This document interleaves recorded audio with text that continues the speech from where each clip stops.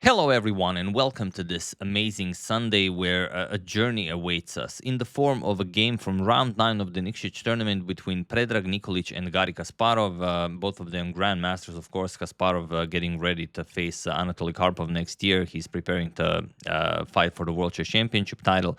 And Predrag Nikolic from Bosnia and Herzegovina, he was one of the top youth prospects of Yugoslavia back then. He was 23-year-olds here, so a little bit older than Kasparov. The photo is actually of him being 29 or maybe 28. There's just no good photo of him being 23, and I even had to, work on this one a little bit. But it's just like that, of Kasparov from that era. You have incredible photos of Fischer. Even much before that, you have incredible photos. Even Paul Morphy from 1857, you have a nice photo of Paul Morphy. But that's, depending on how good you were and how much money you had. So that being said, let's check it out. And yeah, like I said, very strong player.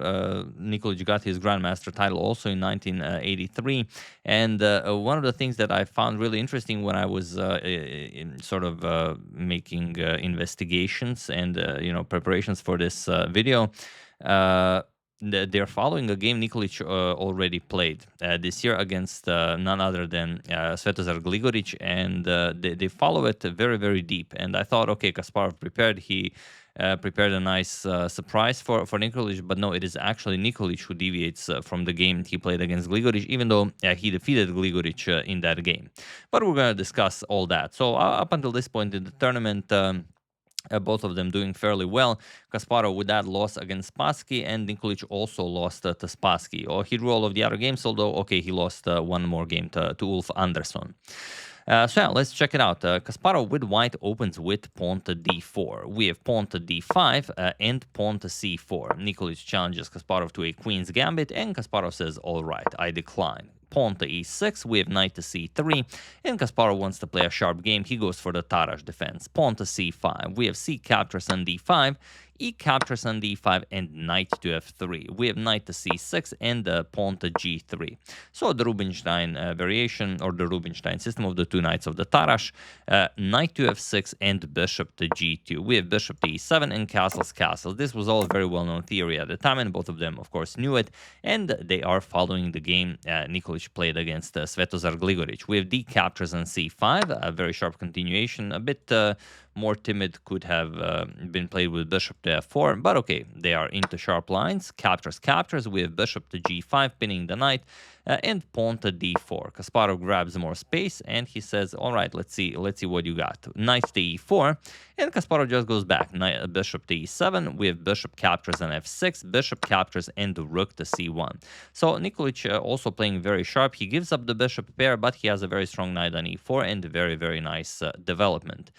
Rook to e8, putting pressure on the knight on e4, and now knight to e1, defending the knight with the bishop on g2, and the knight will find a useful square, perhaps on d3, maybe on c2, putting pressure on d4. All depends on what Garry plays. We have bishop back to e7. Kasparov wishes to keep the bishop pair. Knight to d3 and bishop to f8. For the moment, tucking the bishop in on f8 to be brought in for later use. Queen d2 and pawn to a5. And like I said, this was all played before, following the game Nikolic versus Gligoric. And in that game, pawn to a3 was played, which is one of the top moves recommended by the engine. But in this game against Kasparov, Nikolic plays rook f to d1, and it is now as a move 17 that this position has never been repeated again. So, okay, how does Kasparov continue here? He says, okay, that e2 pawn is a little bit suspicious, so let's put pressure on it. He plays bishop to g4. Okay, knight d to c5, putting pressure on b7, and Kasparov plays bishop captures on c5. He decides, okay, now it's definitely worthy to give up the bishop pair, as I will get excellent compensation. And you really have to calculate deep here. Do you capture with the bishop, or do you with the knight, or do you capture with the rook? As both is possible.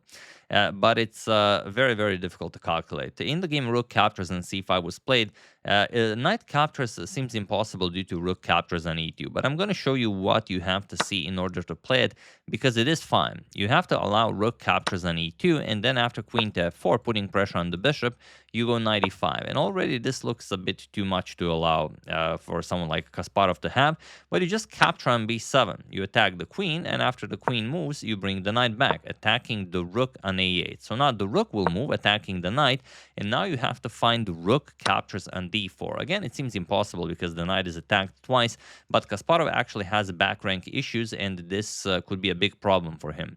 For example, rook captures on d6, which is the best move, is met with queen captures on g4, a temporary queen sacrifice, and after knight captures queen on g4, rook to c8 with check, queen to f8, or you block with the rook. But that will simply not do because both of the rooks are defending d8. So you have to play queen to f8, and now rook captures on f8 check, king captures, rook captures on d6 check, and it goes on. Rook captures on b2. Seems like, okay, Kasparov will win the pawn and, just push the a pawn to victory, but you can play h3, and there's just no good follow-up here. Probably best for Kasparov is just give up the piece and be up 3 pawns. Knight captures on f2, pawn to a4, and now even rook to a2 going after the a4 pawn. Knight capture, or okay, rook to a6 first, and then knight captures on h3 with check, bishop captures, and rook captures on a4. You would get a position like this where Kasparov is up 3 pawns, but Nikolic is up a bishop. So it's a draw, but I don't think anyone's expecting the bishop to beat 3 pawns. If anything, the 3 pawns are beating the bishop. So yeah, just a nice line to improve your Sunday. But yeah, it is possible to play knight captures on c5. In the game, rook captures on c5 was played, and Kasparov played queen to e7. It seems like a normal developing move, getting the queen into the game, connecting rooks, but Kasparov has an incredibly devious plan here. And I could tell you what White should play here, but that could kind of spoil one of the pause the video moments. So I'm going to tell you what Nikolic played. He played pawn to h3, and he completely missed Kasparov's idea behind queen to e7. So have at it. While I give you a couple of seconds, play the only move that matters. Of course, as you guys are amazing players, you found bishop captures on e2 instantly, and queen captures on e2 not really possible. If you play queen captures, then queen captures on c5, knight captures, and rook captures on e2. And now, even if knight captures on b7, you're just up the exchange. You don't care. You can even activate knight e5. You give up the pawn on d4, and now rook to c8. The rook is coming to c2, and white is getting completely demolished here. So after bishop captures on e2, Predrag said, all right, rook to e1. And Kasparov plays pawn to d3. So out of nowhere, Kasparov has a passed pawn on d3, and that is not, easy to handle. But Nikolic was considered one of the harder players to beat wherever he played, and of course he continued in great style. He plays queen to c3, and he asks, all right, Kasparov, what do you play? He plays rook to d8, and we have knight to d2. And really, it's not easy to find a move here. It's not easy to even activate pieces. Yes, this is very nice, but if this bishop just remains on e2, it's just a pawn, and you can't really move anything. If the knight moves, the b7 pawn becomes weak, the a5 pawn becomes weak, and there's just not a good way to improve the position here. And Kasparov plays a bold move. He plays knight to d4. He says, you can have your pawn. I'm already, I have a passed pawn on d3. I don't need your pawn. So, okay, queen captures on a5, and now even pawn to h6. Kasparov realizes that his back rank is a little bit weak, and now is the perfect time to sort of make the position safer before continuing the game. And again, I could tell you the best move for Predrag, but I'm not going to, because that would spoil the second video, pause the video moment. He went back, rook to c3, obviously preparing rook captures on d3 as the bishop cannot move, but Kasparov had something else in mind. And this is a beautiful winning idea. Not an easy one to spot, not at all. So have at it. Improve your Sunday by solving this one. If you solve it, you will, you will look yourself in the mirror differently. Have at it.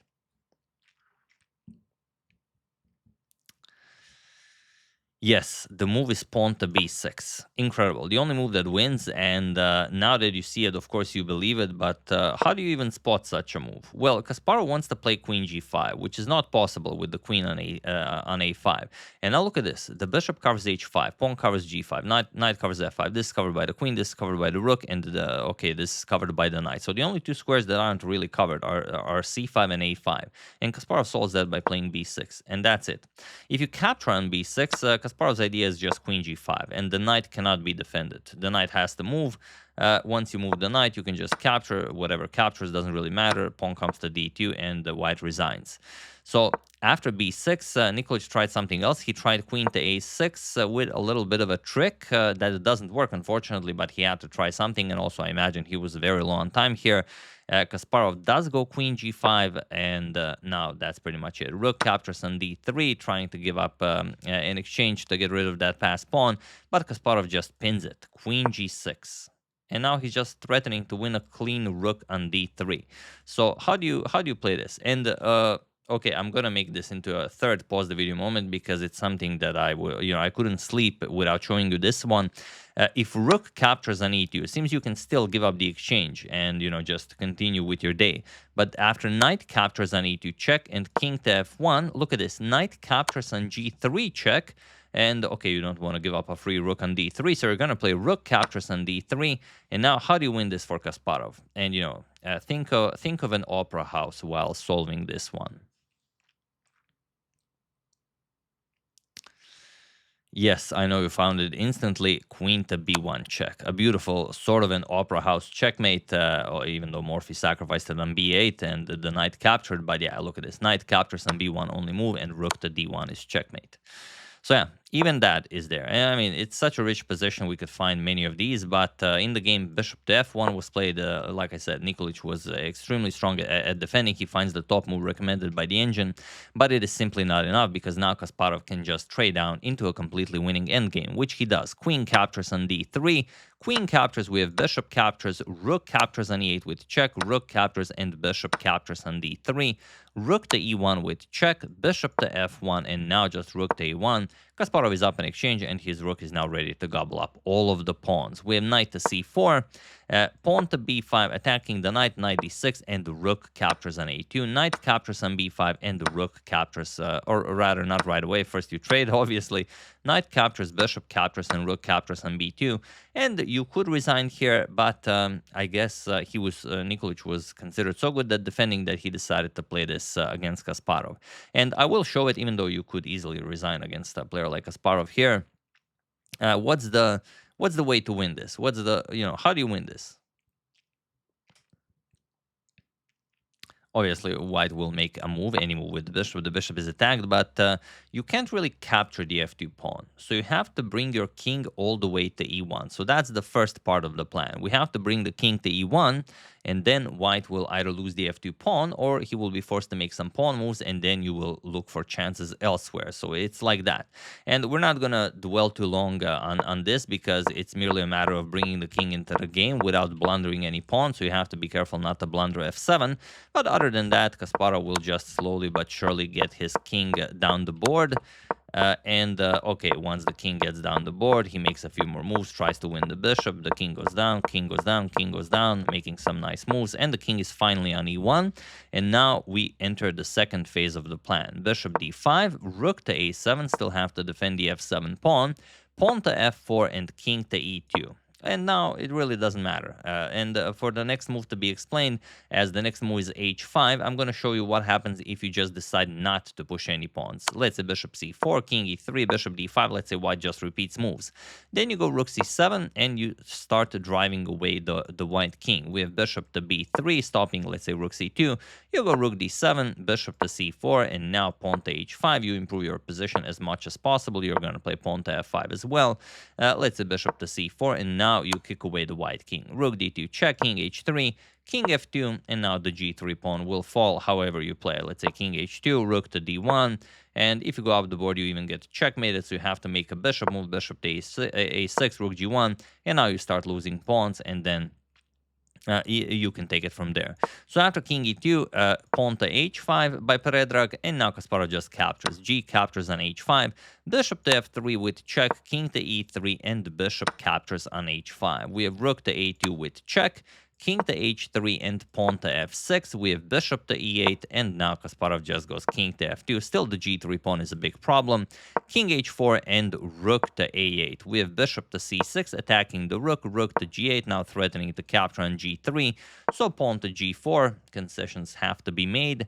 King to e3 and king to g3. We have pawn to f5 as, okay, the g pawn is pinned, and bishop to f3. And you could play f captures in g3, it's not a problem, but then, okay, white could move the bishop and then make your life a little bit hard. You attack the rook, you know, maybe rook g7, let's say bishop to e6, you play pawn to h5, something like pawn to f5, pawn to f6, pawn to f7. You can make black's heart a little bit difficult. But Kasparov just played pawn to h5, and he was in this position on move 71 that Predrag Nikolic resigned to the game, as there is nothing more to be done here. So it was a great fight. He gave Kasparov a little bit. Kasparov took advantage of both of those situations, as did you guys in two pause the video moments. But the reason you resign here is because now it's just a free pawn, or if you play g5, then the pawns are on dark squares and the light square bishop becomes absolutely useless. And not only that, it's one of those positions where you just push a pawn. h4, the king has to defend the bishop. g2, h3, check, king g3, h2. And that's pretty much it. Bishop to h1, you're going to play rook h8, so now the bishop cannot move, otherwise you queen the pawn. King g2, and now you start gobbling up. Captures, captures, and okay, you can take it from there. But yeah, incredible fight, and very nicely played by Kasparov after that loss to Boris Spassky in the previous video. If you haven't seen it, I recommend checking it out, because, I mean, Spassky taking down Kasparov, this strong of a Kasparov with the black pieces in a position where he's objectively lost for the better part of the game, even though that's easy to say nowadays, you know, with top engines and everything. But, you know, at the board, Kasparov had to respect the former world champion. He made some concessions, and Spassky definitely took advantage of it. So yeah, very nicely played by Kasparov. We're gonna cover one or two more games from this tournament by Kasparov. Then, if you guys want, we could check out if there are some brilliancies from other players, and that will be that from this tournament. Then we're gonna discuss the final standings and whatnot. So yeah, very nicely played by them. And again, I wanted to thank you guys for trying out Lotus Chess. I've been using it quite a lot, and for the end of this video, I would just like to show you a line that I found that it served me the line because I play a lot of it on Chess.